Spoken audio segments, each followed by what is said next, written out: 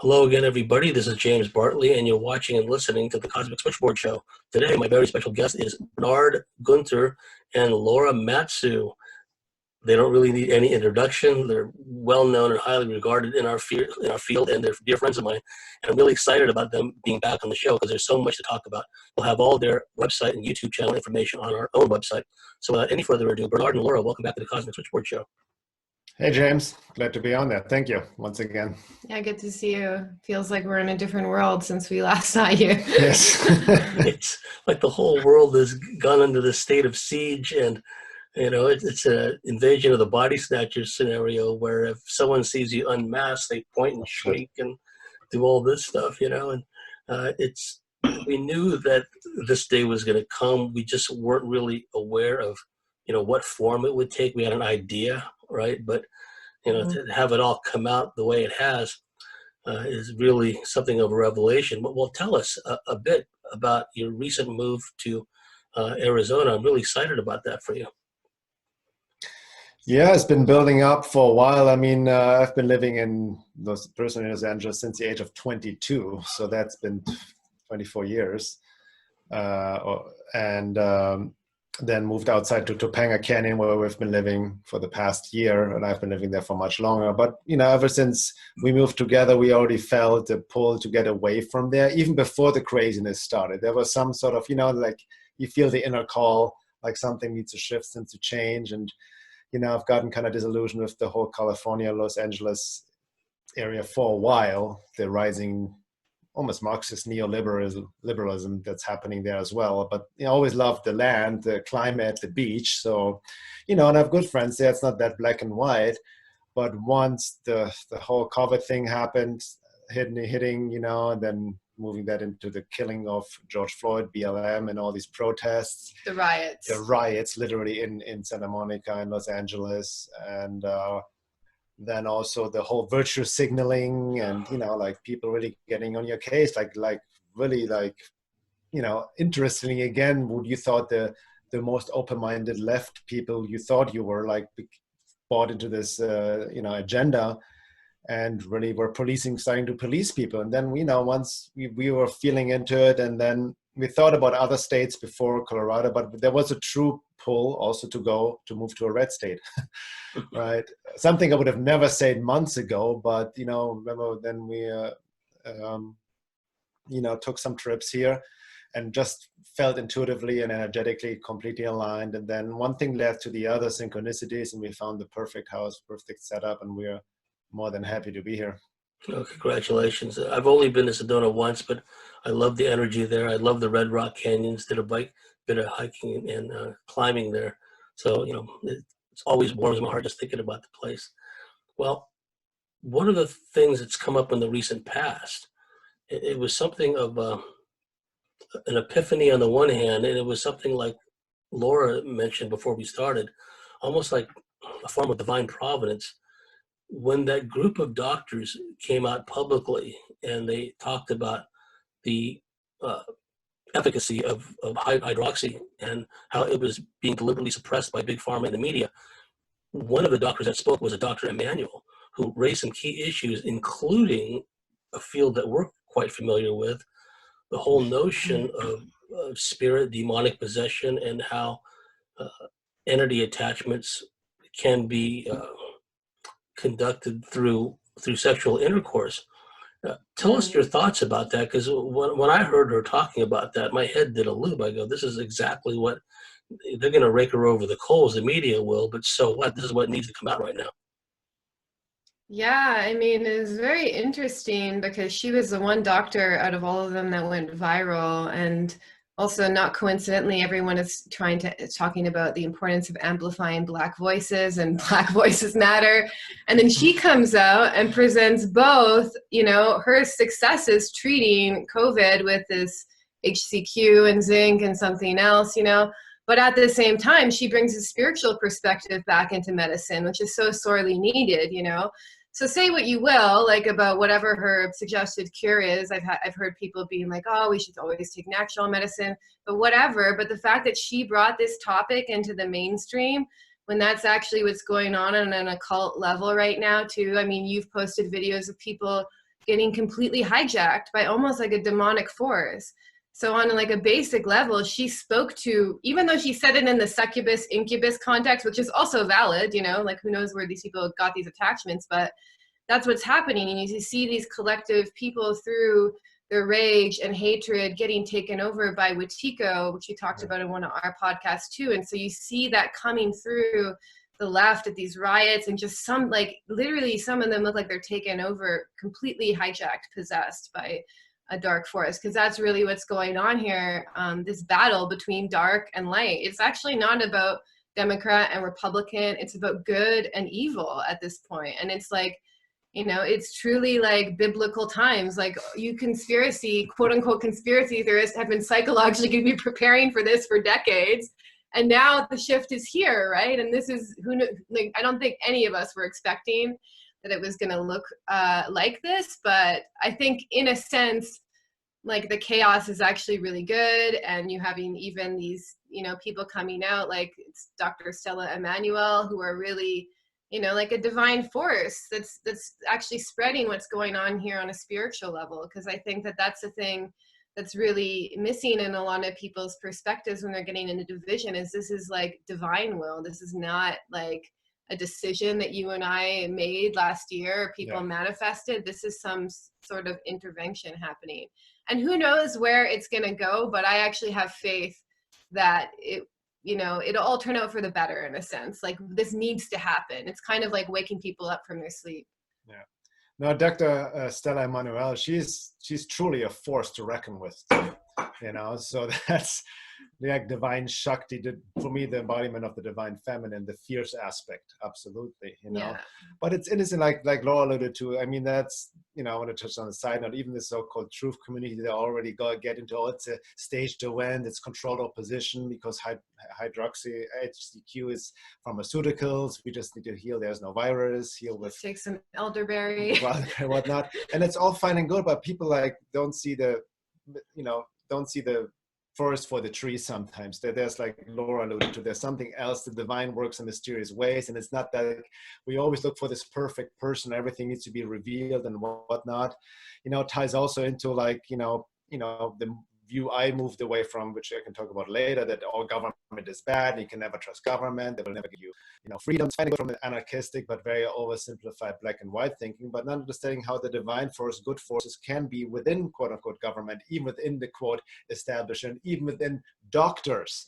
Like she's a great example, you know, of all of that. And like for me too, like besides ACQ, when I think of it, the fact that they've been censored, these doctors, frontline doctors, on day one, I've never seen that kind of intense censorship campaign from the tech companies, YouTube, Facebook, Twitter, to delete the videos like that fast, that intensity. That should that's a huge red flag. I mean, a doctor got fired for it. One doctor got fired, you know, from all of that. Now, one of the only reasonable voices left in the mainstream video is Fox. It's not, it's just Tucker Carlson. Like he exposed and helped it as well. He has like some common sense left. But Stella Emmanuel, Stella Emmanuel gave her more validity when, you know, they tried to debunk her because of her religious beliefs regarding sexual demons, incubus, succubus, and all of that, exorcism. Which is just about, this is what we've been talking about for decades. These are esoteric truths, right? Ties into the hyperdimensional matrix. It's not just a superstitious belief, and she's being roasted for that hypocritically by the same people who say Black matter, and she's a full-on black woman from Nigeria. Like people shaming for her religious beliefs. It couldn't get more hypocritical, right? And it shows me, also exposes again who is truly aware of not only close-mindedness but like awareness, you know, because it's really what's happening on a cold level, on a hyperdimensional level. Humanity, masses of people have been taken over by these forces, not just sexually, but, you know, the Agent Smith syndrome. There's a more on a hyperdimensional level that is playing itself out as well. And it's just amazing how she brought this topic, of all topics, exactly, into the mainstream, you know, voluntarily. It's amazing. So much kudos for her. And like, you know, we upload her tweets, and I love she's taking she's just like in this full warrior element. You like, boom, not taking, you know, like just combat, shame, no, like, It's like whatever, you know, stand around, right?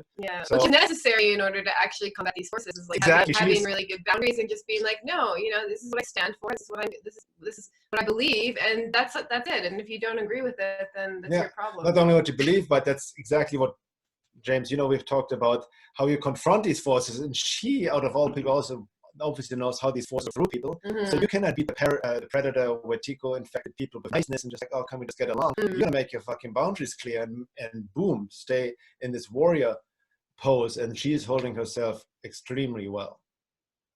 Well, we've seen the extremes of this Wetico virus and all these attacks on people. Even Black Trump supporters are being killed with impunity. And I think, from a more grand scale, what we're also seeing, and it ties in a way with what Dr. Emmanuel has been talking about as far as the spiritual warfare is concerned. Nowadays, when someone puts a microphone or a video cam in front of a truther, it's like they jump straight to the part, hey, this is all about human trafficking. This is all about pedophilia of the elites. They don't even muck around with, just spoon feeding people anymore. And I think that's part of the revealing that this is what we're up against, folks. These beings that are working through these elites, so-called, they're not playing games. They see this as a big farm.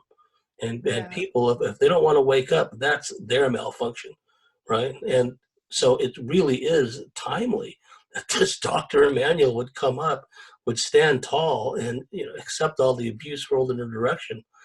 Because what we've seen also, you alluded to the fact that this Wetico and the communism is an ideal vector as far as the philosophy is concerned in turning people into hosts, quite frankly. From what I understand, some of the research I've done, Karl Marx may have been a full-on Satanist, and especially the people backing him. So it makes perfect sense that the philosophy that they espouse has these hooks and triggers in it that plug into people. We've seen the video of that guy screaming at the top of his lungs. He gets sprayed full in the face with mace, and he's barely even phased. So we're seeing on a mass scale this. I saw that. Yeah, we're seeing on a mass scale this demonic possession. Yeah, it's fascinating because, like I just remember that video you mentioned of this black guy. He's like this eyes balled out, possessed, approaching the cops, and they just like, okay, like he's like gonna attack us. They intensely spray him, and he didn't even phase him. He was just possession. But speaking of Karl Marx, thank you for bringing that up, because remember, and even back in the days, he's dealing with his own health struggle right now, but he talked about it for years. And I always thought, and taking over the education system, that was his key thing. Exactly. Remember? Yeah. And I first thought, when I listened, like, I can agree with him, but I thought he was exaggerating when he talked about the threat of cultural Marxism. But now we see it, and he was absolutely right. Yeah. They've been building that literally since the 60s or 70s, infiltrating the educational system, like the mind control, the program, because that's where Antifa and all these pathological left originate from, right? Yeah. And it's fascinating that you mentioned, like, since Karl Marx being a Satanist, because Satan being basically the opposite of God.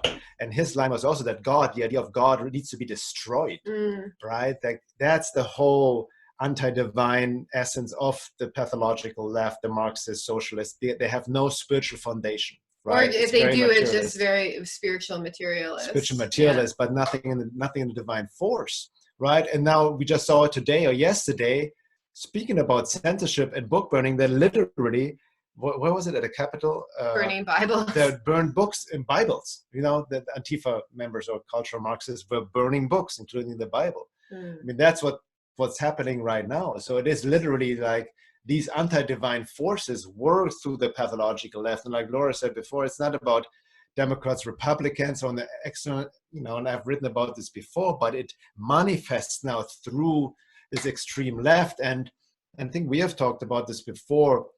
Even the normal left is not even left. Everything is extreme left right now. Yeah, because the right is the middle. Yeah. Because they slowly inched the left over to the side over time, and now just to be like, call yourself a Democrat liberal, you have to be far left, basically.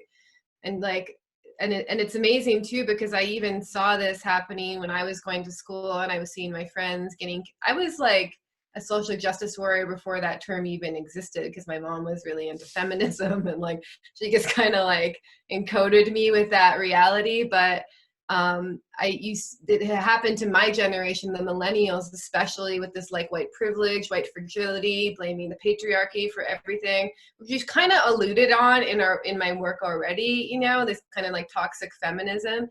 But now it's like hit the mainstream, which is what's terrifying. So you even have people who, like kids, I was just thinking about it this morning, about a lot of kids who get wrapped up in these ideologies and beliefs. They don't even know what they're getting into. They were just culturally programmed to believe in it. They haven't actually questioned whether these beliefs are valid to the way they even live their lives or what they truly believe, you know, but they've been all programmed to even myself, like, I had to kind of like reevaluate my own beliefs, especially, I mean, with all the corruption coming out, you know, I was definitely more like, I guess you could say, I don't think I ever voted, but like liberal Democrat-ish.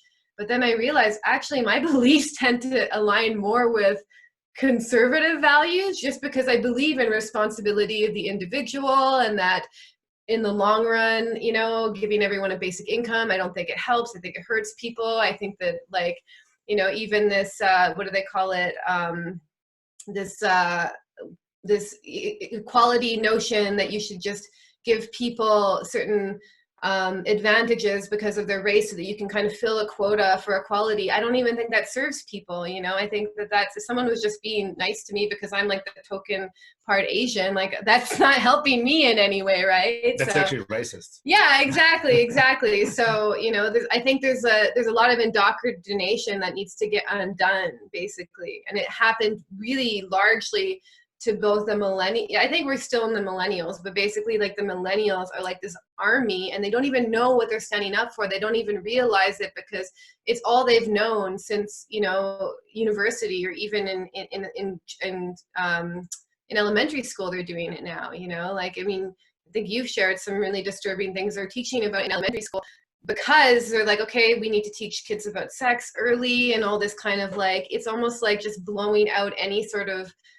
sense of like having values or anything. It's just like, you know, it's just gone rampant. And that's the thing, the spiritual perspective is missing. And the true values, like there's a lot of virtue signaling, but I actually don't understand what they value, you know, like they just seem to want destruction at this point. And there doesn't seem to be any sort of like moral compass within it. You know, I think it comes deeply from their own.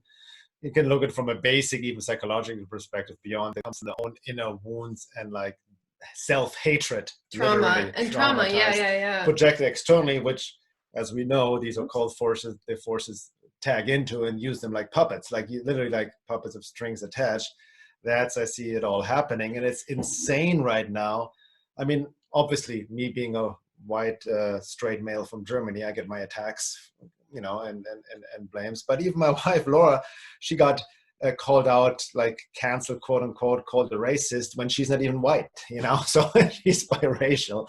So just for having certain views and whatnot, it's ridiculous. Oh, because they've changed. You don't even need to be like, in order to be a white supremacist, you don't even need to be white anymore, because like they've changed white into an internalized experience of reality. Now it's called whiteness. Oh, so remember?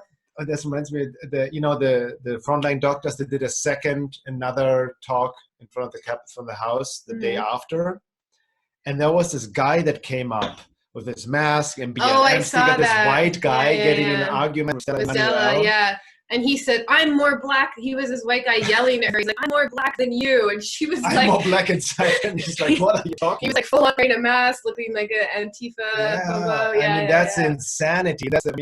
That's a problem. The issue right now, James, I see that quote unquote danger in the sense I'm almost more optimistic. I don't feel about the danger are these people infected by the tickle virus, because I see actually more dangerous than even the political forces right now on the left, because they execute the agenda. Yeah, they're like the little army minions. But a lot of them, I guess, that they don't have going for them is a lot of them tend to be vegan, so they don't actually have the strength to fight a civil war.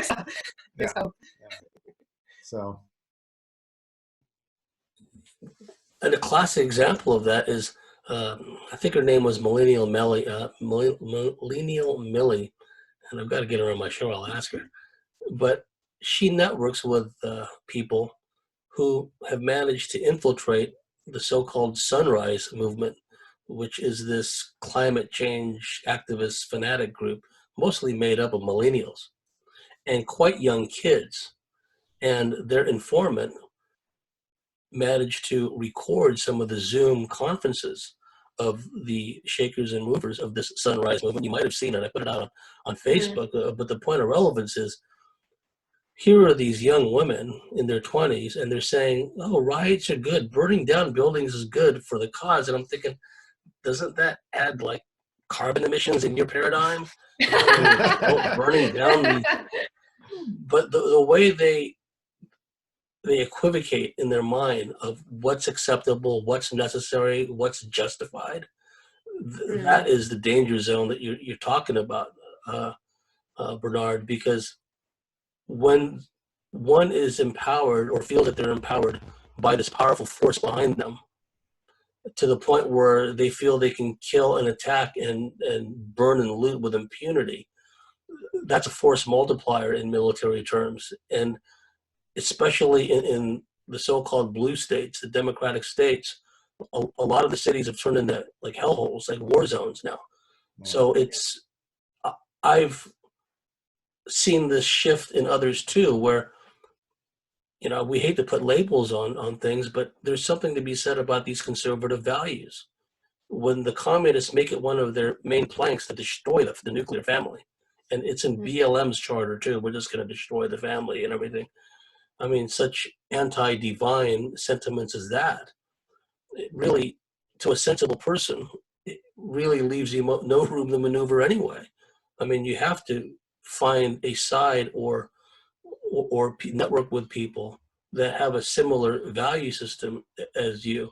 It's to the point now where and there's different degrees of them also, Bernhard and Laura. It's not, on the one hand, you have the fanatics that want to invade your house and burn the place down and whatnot.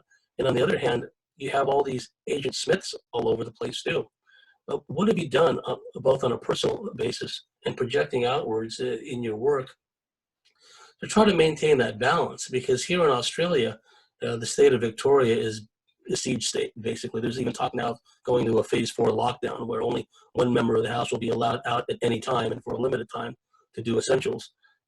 What have you two done internally within yourselves to maintain that balance? Like to have like just boundaries and. Yeah, just on it, because doing what we do, at times we have to interact with people on social media. At times we have to put out, content and, just put out status updates and commentary on occasion.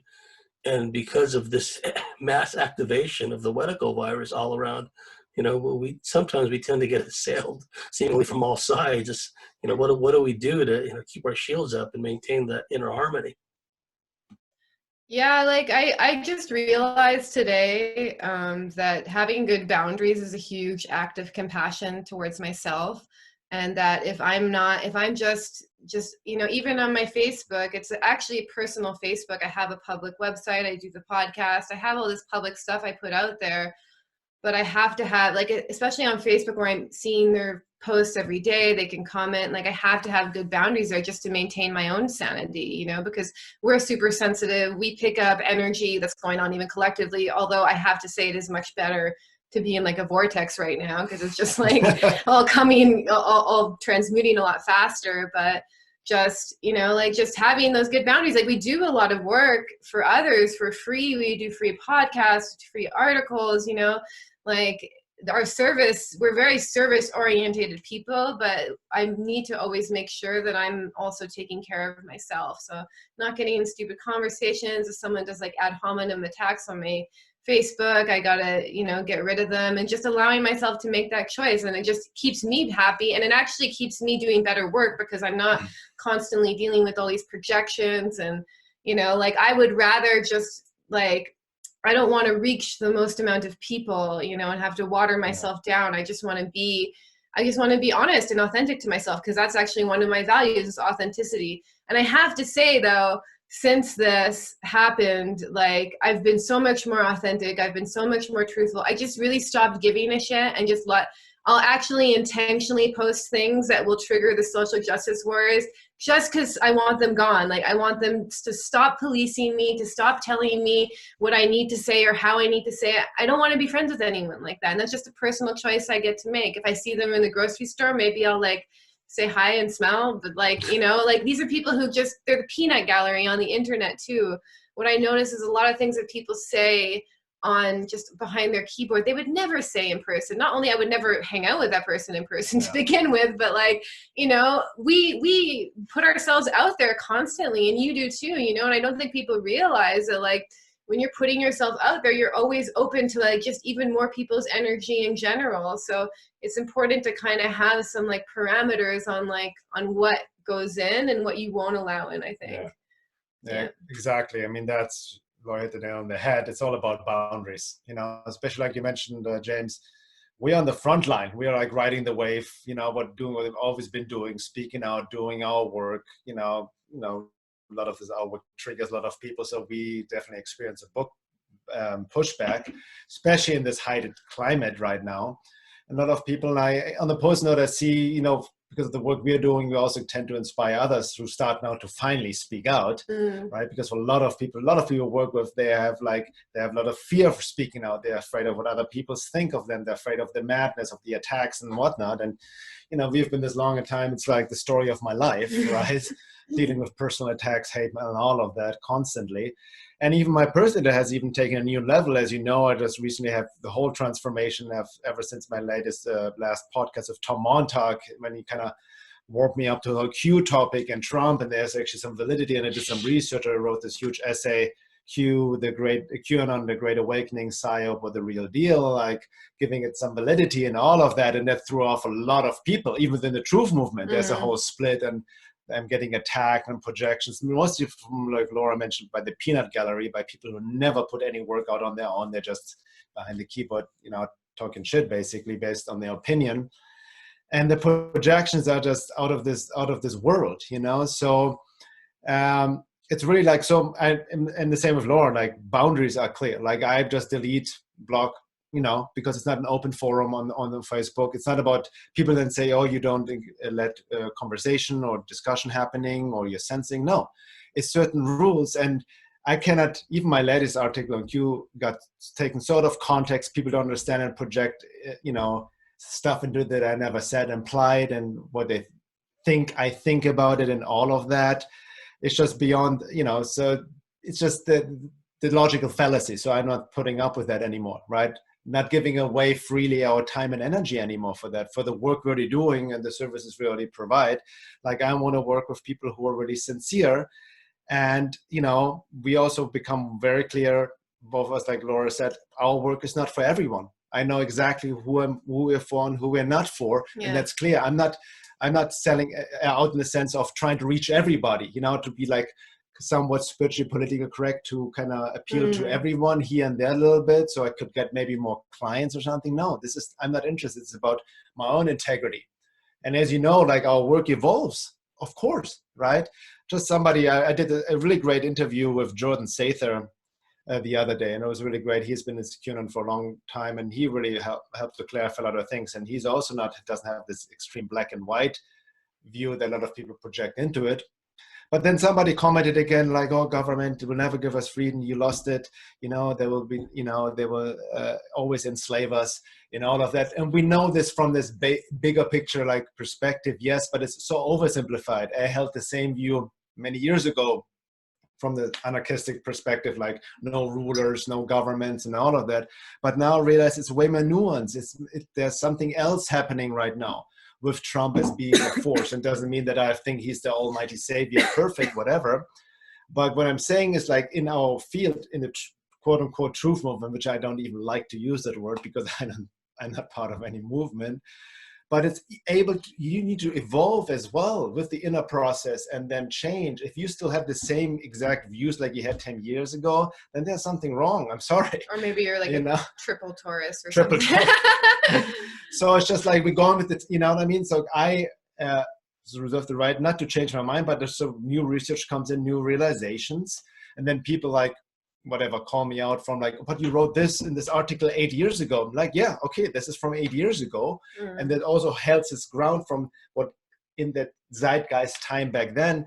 But a lot has changed right now. There's something else happening, and a lot of things have changed since Trump came into the picture, and he's not a career politician like anybody else out there, right? And it doesn't mean that I'm not a Republican full-on Trump supporter and a status and whatnot. No, I just see it also from a spiritual perspective that we cannot go from A straight to Z, but the intermediate steps need to be revealed. Even with Q, there's a lot of critique in the truth from, well, he's not exposing 5G and 9/11 and this and that, and maybe he's just controlled opposition. Isn't that a logical fallacy to just point out one thing? It's cherry picking. It's strawman arguments. It's also not understanding QAnon. Like, I still get my head wrapped around it, and I can guarantee you, as a fact, anybody who just dismisses Q on a side note as a complete controlled opposition has never sincerely researched it, really taken the time to put your grammar research before conclusions.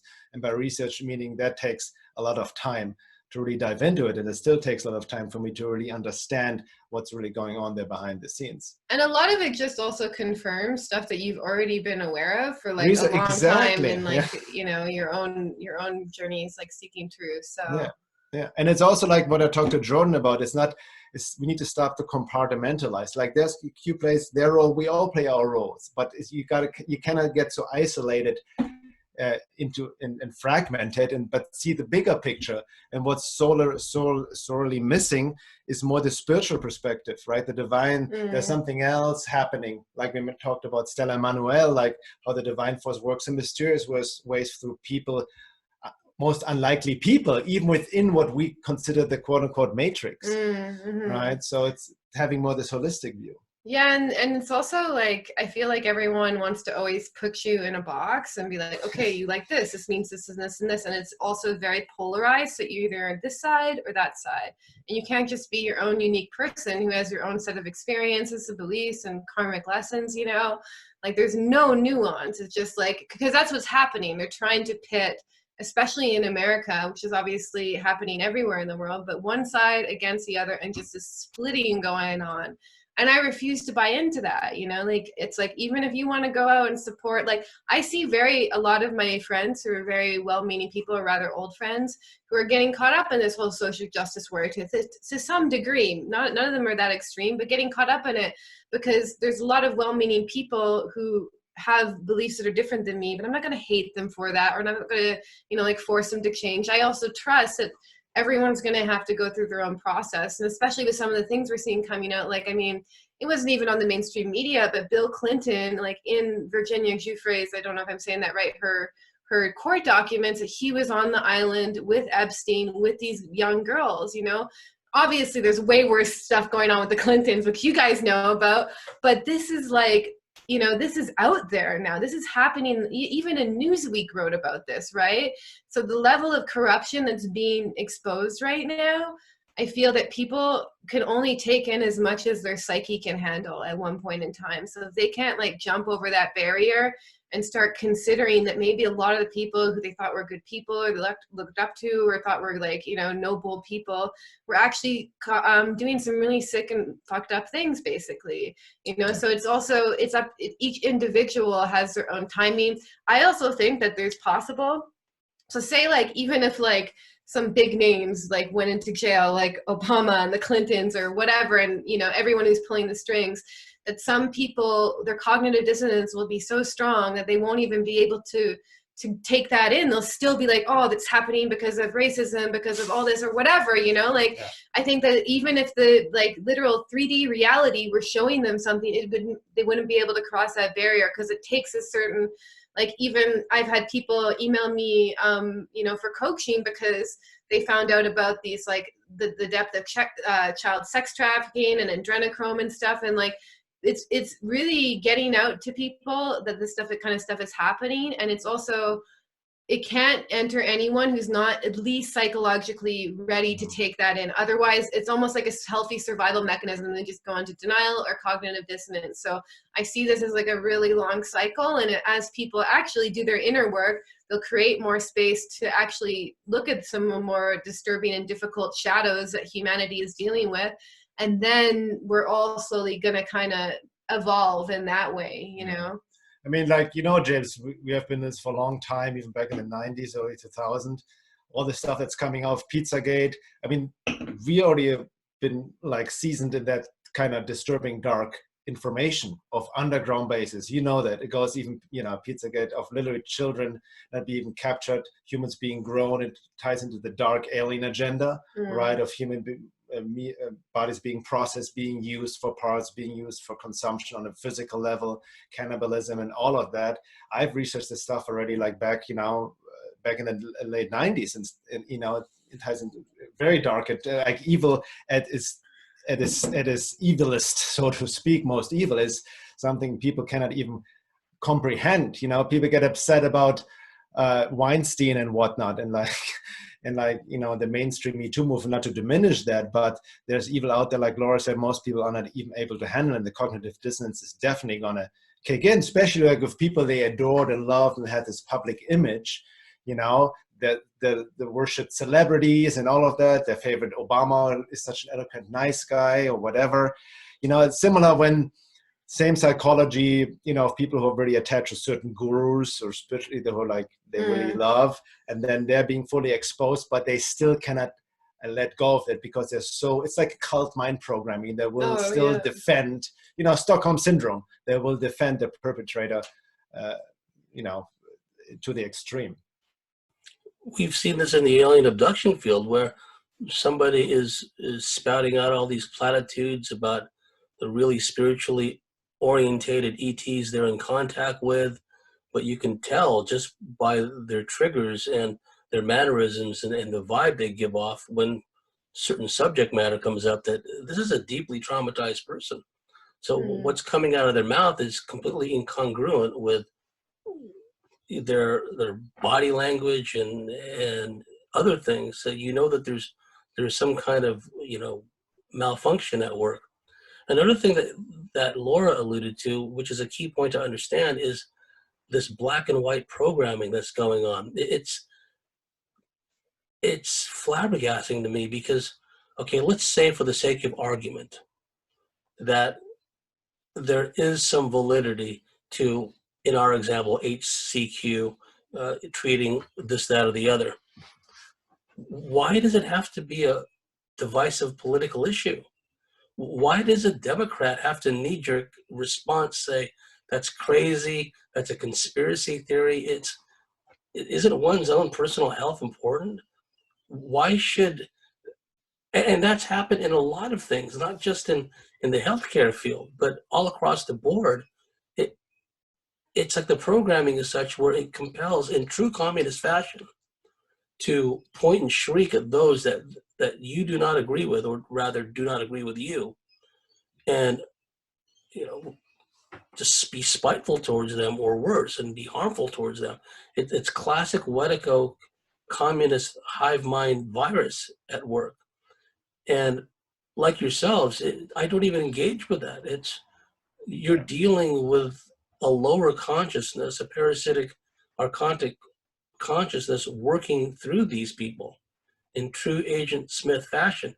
And getting back to Dr. Emanuel and the timeliness of her message, the last thing the so-called elite, I don't even like to use that term to describe them, want to become part of the public discourse is the fact that entity possession is real. That the fact that these demons, for lack of a better term, can be transferred sexually, which happens all the time in these Luciferian ceremonies where, as you know, where someone's being raped or sodomized or whatever the case may be, the magus, the adept, will infuse that individual with demons through sexual intercourse. This has been talked about by First Nation elders for countless millennia. So I think a big part of the pushback also is the fact that, oh, they're getting into some really dangerous areas from their perspective, this whole hyperdimensional matrix aspect, which we know quite a lot about. Which reminds me, like, thank you for sharing this. I'm glad we're on your podcast because we can freely talk about that. You know, about sex demons, and then tying that into pedophilia and what's happening with Epstein and the elite and whatnot, sexual ritualistic abuse. And you see it just mainstream, like even on the Q level, because by the way, a lot of people understand that Q has been like very active at exposing what we're seeing being revealed right now over the past 3 years. It's literally happening right now. But it goes beyond the 3D level. So people project, oh, Bill Clinton is sick and all of that. And two things. One thing I see, like obviously people need to be exposed and held accountable for, but I see also a danger of now projecting hate onto them. And that's the trap. You know what I mean? Like, yes, they need to be held accountable and all of that, but you then project hate, then you become exactly that what you fight against. You're no different than the Antifa thugs, so to speak, right? Driven from hate. It's not about like just forgiveness and compassion, blind compassion, all this nonsense, but what's, as you just alluded to, James, from a hyperdimensional perspective, it's all entity feeding. Like somebody, Bill Clinton, Epstein, or all the other suspects out there, they're completely taken over by entities working through them. Yeah. And what's happened in these orgies ties into SRA, sexual ritualistic abuse. They're literally like making, sometimes consciously, literally sex orgies to install entities in these women, right? To make them MK Ultra sex slaves. That's the basic, what an MK Ultra sex slave is from a hyperdimensional perspective, installed with an entity at the time of trauma, right? And then program it. You know, they do it consciously or unconsciously, but it's from a hyperdimensional perspective, it's the feeding ground from entities, and all these elite cabal people, they are empty shells possessed by draconian reptilian entities. That's really what it comes down to. Yeah, and all these celebrities, you see them just getting more and more out of body over the years because it's just a shell, you know. I mean, you could talk about cloning and whatnot, but at the end of the day, it's just the soul has exited and there's something else that's fully occupying the body. And that's I guess, like the missing part of all of this, because people don't understand how it's all happening on a spiritual level, you know. But this is what happens, and I even saw it through myself, because I'm sure I've shared on other podcasts. I worked in the music industry for a while, and I had especially when I was really young, like people just this predatory energy, and it has a certain signature to it, and it's like you can sense it, like, you know, not sense it through your 5 senses, but sense it just energetically. And that's what's taking over all of these people. It's like maybe some of them have their soul left, who's to say, but you know, it's some other force that takes over. And then if you're one of the women who gets traumatized by these people through the sex act, it actually connects to you as well, and then it ends up taking over you and ends up hijacking, especially the more and more out of body you get, you know, which is usually what's happening, because they're preying on girls who are already traumatized and don't have any healthy attachment figures, actually don't even have a safe family, as they did to me, you know. And then as they traumatize them more and more, and through the sex act, they can literally install something else that will take over. And a lot of them end up on prescription drugs and all sorts of stuff that just shuts off your nervous system. So yeah, that's the kind of missing piece about all this like stuff getting revealed. It's like, what about what this demonic force that actually takes over these people? Yeah, but that's a good point, James, because that really, people don't even know with regards to Stella Emanuel what she actually hinted at, you know, because it goes even way beyond just sex demons. But you know, it's part of it. But like, she was just giving away the ultimate, most dangerous secret. So of course she needs to be completely shut down. But then you see it even from the divine, like, how the hell did she get into this position to talk there?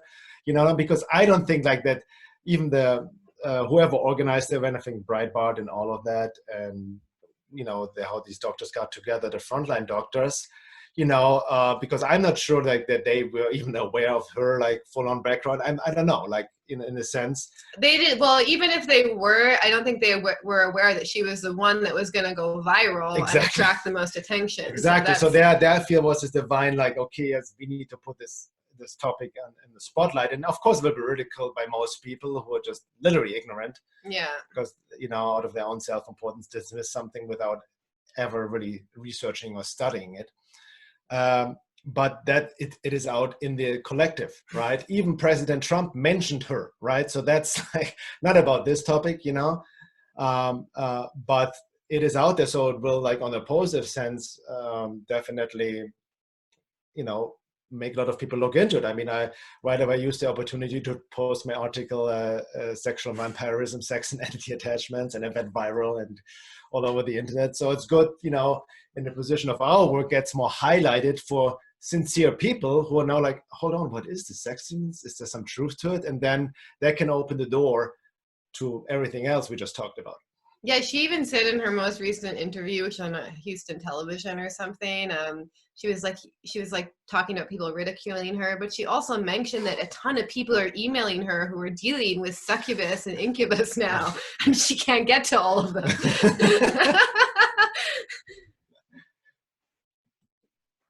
The fact that this stuff is in open discourse now, and again, it's in bizarre fashion, and this is all about the communist hive mind programming.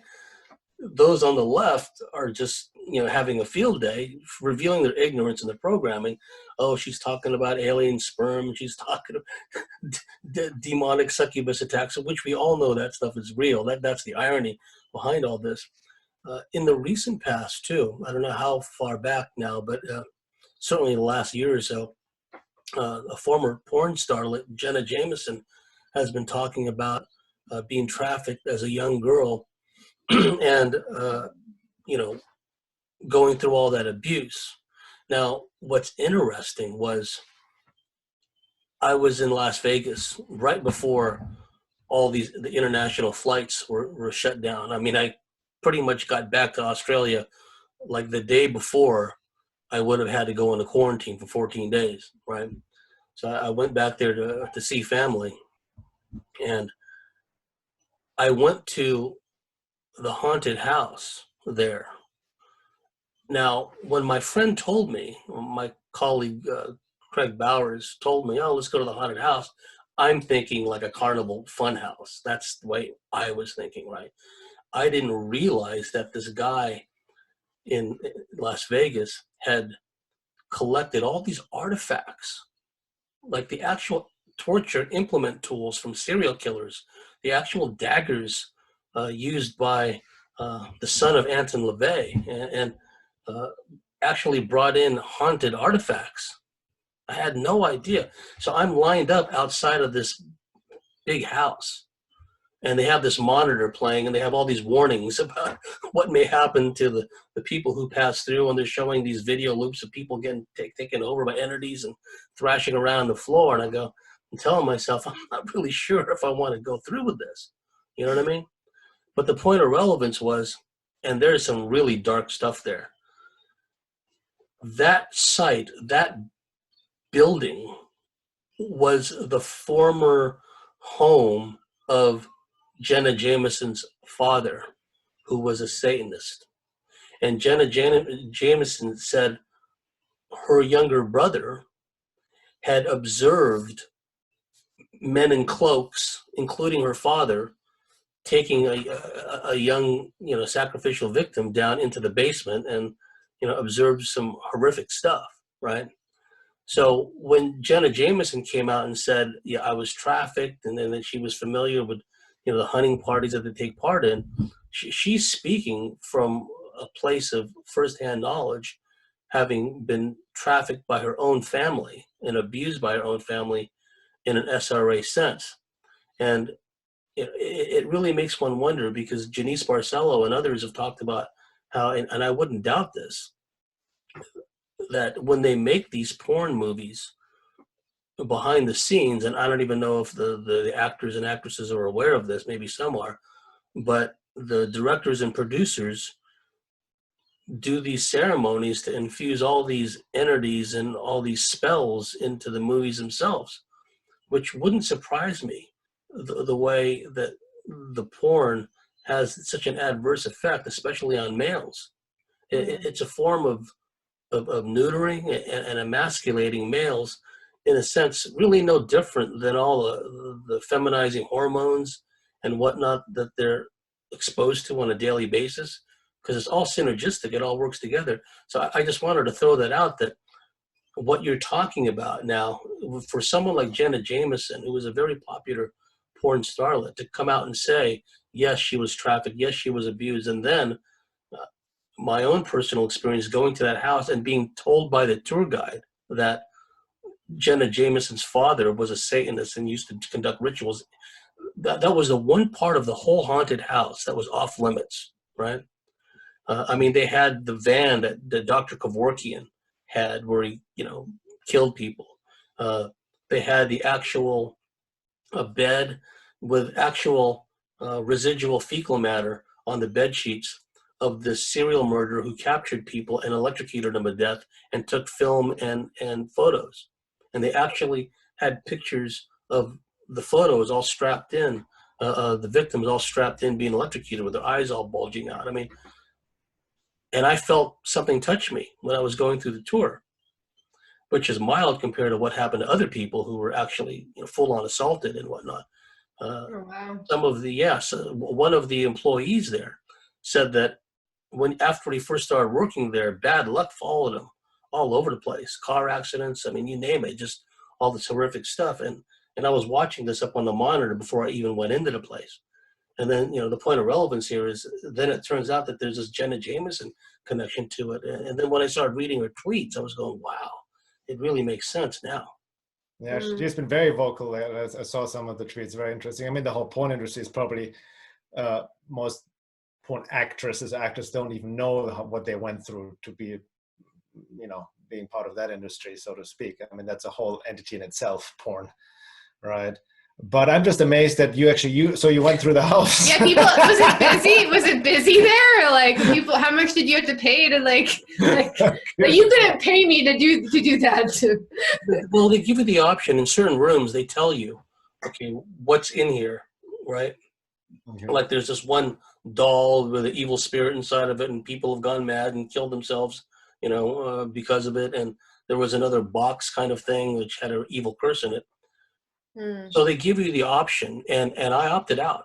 There was 2 rooms that I did not go into. I just waited outside for everyone to come out, and then we went on to the next exhibit, right? So, and I wasn't the only one. There was a couple there that did the same thing for a couple of the exhibits. They didn't want to go in.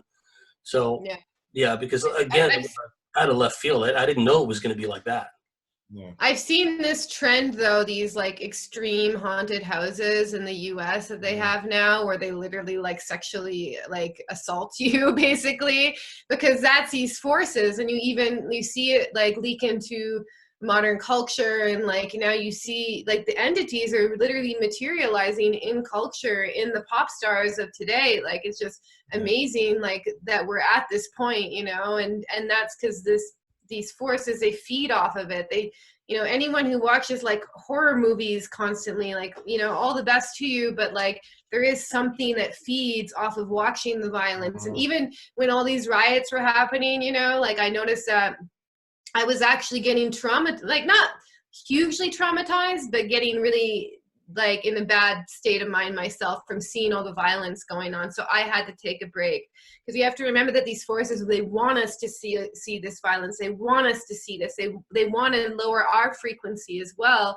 So it's like kind of a balance of like staying aware, but also not allowing it to impact our own emotional, spiritual, even physical health. Yeah, that's an important point, because who made this? I follow the channel of, I forgot, David something, X22, and he's been a long time Q researcher. He does excellent videos of decoding the Q drops and putting in the context of current events and whatnot. But despite what anybody wants to believe about Q, but he made a really good point with the media, put so much attention, like even like on YouTube or social media, we sometimes, you know, we see all the Antifa violence and this and that, or the statue, you know, the burning, putting down the burning and all of that. You see that, but it's always a small group of people. And, you know, the media also wants to give the impression that in some sense also it's happening a lot. You know what I mean? There's a big movement. It's not a big movement at all. It's not like hundreds and thousands and millions of people are on the street, right? So there is still what, you know, Q even would say, the silent majority, like people like us, who also like, we're not just feed into it, we're not going to react. Because from an occult perspective or their gender perspective, they want also Trump to react. They want actually the Patriots to react with violence too, so they can trigger the civil war that they want. Yeah. Right. But it's about not feeding into that, and like staying aware, but also not, like Laura said, feeding into like getting over saturated with all these images of or videos of what's happening right now, even in Portland and whatnot, you know, which also people like, that's a whole story to zone, Seattle and Portland, and people talk, oh, they're unmasked, you know, unidentified military police, they're taking people away and all of that. You know what I mean? First of all, they're identified, and also they are protecting the federal house from looters, from rioters. They engage in violence and all of that. It's completely justifiable, right? But the way the media twists it and all that. But going back to the original point, it's like, it's also important, I feel, alludes to your previous point, James, about taking care of ourselves, because I can see myself, I get really pissed off if I see this kind of video sometimes, right? I mean, of like, what the fuck are they doing, you know? So I need to, you know, not be ignorant about it, but not let it get to me, right? And I was understanding this is a small fraction of what, you know, part of reality right now. There are bigger things happening. And in a positive sense, you know, I think that's what we need to keep in mind, that it's actually not like the media, not as big as the media likes to present it to ourselves. I think there are a lot of people, quote unquote, starting to question, starting to wake up, which obviously the big tech companies censor, like us, YouTube, they're being censored. But as the saying goes, as Q would even say, nothing can stop what's coming. That's really what's happening. They're on panic mode and panic overdrive. The censorship of these frontline doctors was a complete panic move, right? And the next day they had, you know, more panic. They had Bill Gates on Cooper, you know, with, what's his name? Anderson Cooper, exactly. Yeah. It was also very shady with his background and his mother, and ties into sexual ritualistic abuse most people are not even aware of. But there are a lot of the whole cabal, elite, deep state, whatever you want to call, they're in panic mode. They become sloppy because, you know, so much is being revealed right now. Yeah, and it also relates to that video about, who was he, the guy talking about the timelines and how they cannot change the timeline. Oh, the Project Looking Glass. Yeah, he posted a video on your QAnon article about Project Looking Glass. And past 2012, there's nothing that they could do to change the timeline. There seems to be an awakening that's meant to happen now that we're seeing. I don't even think we're actually in the thick of it right now. I think we just started, and it's going to go on for a few years, you know, so you might as well just enjoy the ride at this point, you know.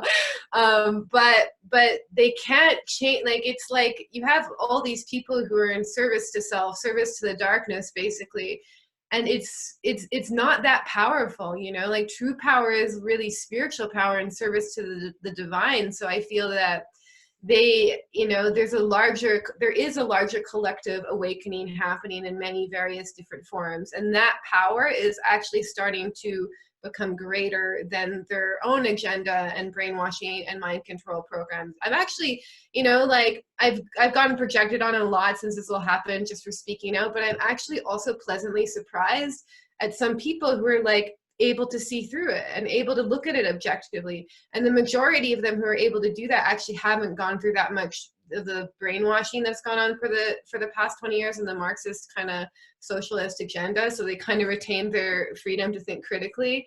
But I'm actually pleasantly surprised. I can see that, like, even the psyops that they're trying to pull on people, this is not flying with people. Yeah, exactly. Well, we've reached the end of a fascinating first segment with Laura Matsue and Bernhard Guenther. Please give us please give your website addresses again for your web channels. Yeah, so my website is Piercing the Veil of Reality, which you can find at veilofreality.com. And then we have also, there's access to the Cosmic Matrix podcast, where Laura and I have a lot of episodes we do together, but also guests on. As a membership section, and also I highly recommend for people to sign up to my mailing list, because Laura and I also in the works of offering a new course that's coming up soon, and other offerings we'll be doing in the future. Yeah, you can just go to my website at lauramatsue.com. Yeah, we're going to do a small group course, I think, in September, October, I forget. And I also do astrology sessions, which I'm probably not going to be doing it for that much longer, because as soon as we start the course, I'm going to really focus on that. And we're going to be focusing on a lot of things we just talked about, the holistic self-work, so the somatic, the emotional, the spiritual, and even getting into the esoteric and the bigger picture perspective. So I'm excited to get back to doing the greater work that we're here to do. Exactly. And like I said, we're just getting started. For our dear listeners out there, if you like what we do, if you believe in what we do, please go to thecosmicswitchboard.com, sign up and become a member, and we'll see you at the top of the next segment.